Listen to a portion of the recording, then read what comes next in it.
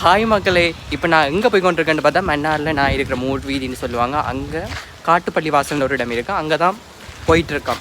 அங்கே என்ன சுவாரஸ்யமாக இருக்குண்டா நான் போய் காட்டுறேன். அங்கே என்னெல்லாம் இருக்குன்றதை மறக்காமல் பாருங்கள் வீடியோவை. நடந்த போகிற இடமெல்லாம் பார்க்கும்போது காடு மாதிரி இருக்குது, பத்த மாதிரி இருக்குன்னு மட்டும் யோசிக்காதீங்க. இப்படி ஒரு இடத்துல அப்படி அந்த இடத்துல என்ன தான் இருக்குன்றதை தான் இந்த வீடியோவில் நாம் பார்க்க போகிறோம். நாம் போக வேண்டிய இடத்துக்கிட்ட வந்துட்டோம். அண்ட் உள்ளுக்குள்ளே போய் பார்க்கலாம் அங்கே என்னெல்லாம் இருக்குது, என்ன சுவாரஸ்யமான மர்மமான விஷயங்கள் நமக்காக காத்துட்ருக்கின்றதை பார்க்கலாம்.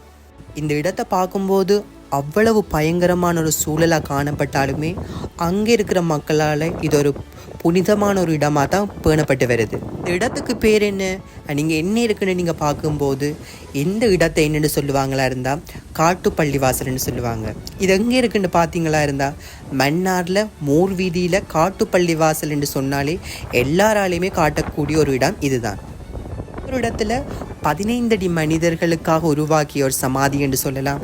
அதை தாண்டி 15 அடி மனிதர்கள் ஆண் மற்றும் பெண் இருவருக்கும் தனித்தனியே கட்டப்பட்ட ஒரு மையம் என்று இஸ்லாம் மதத்தவர்களால் கூறப்பட்டு வருது. இந்த ஒரு இடத்துல இஸ்லாம் மதத்தவர்களை தாண்டி கிறிஸ்தவர்கள், இந்துக்கள் என்று அனைத்தின மக்களாலுமே ஒரு வேண்டுதல் செய்யக்கூடிய ஒரு இடம் மாதிரியும் இது காணப்பட்டு வருது. இந்த ஒரு அறைக்குள்ளே அந்த சமாதி எப்படி கட்டி வச்சுருக்காங்க, அதுக்குள்ளே என்ன இருக்குன்றதை தான் பார்க்க போகிறோம். அதாவது பூட்டப்பட்ட நிலையில் இருக்குது, இருந்தாலுமே அங்கே இருக்கிற ஓட்டைக்குள்ளால் தான் நாங்கள் வீடியோ எடுத்திருக்கோம்.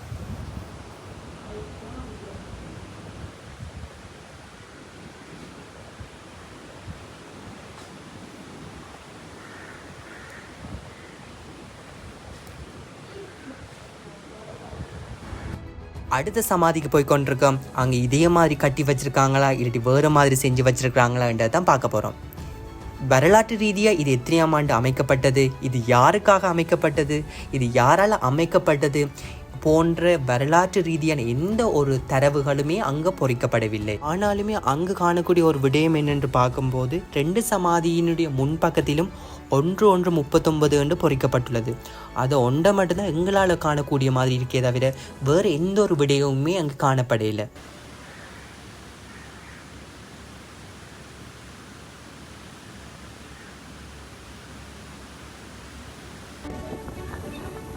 அங்கால பக்கம் பார்த்தா கடலை ஒன்று இருக்கு.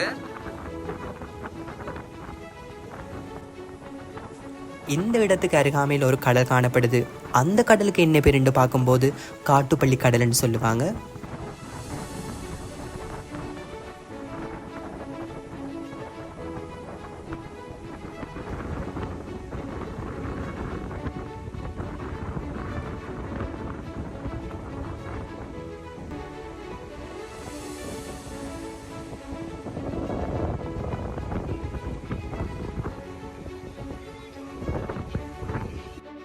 இந்த வீடியோஸ் எல்லாம் உங்களுக்கு பிடிச்சிருந்தா மறக்காமல் சப்ஸ்கிரைப் பண்ணுங்கள், லைக் பண்ணுங்கள் அண்ட் கமெண்ட் பண்ணுங்கள்.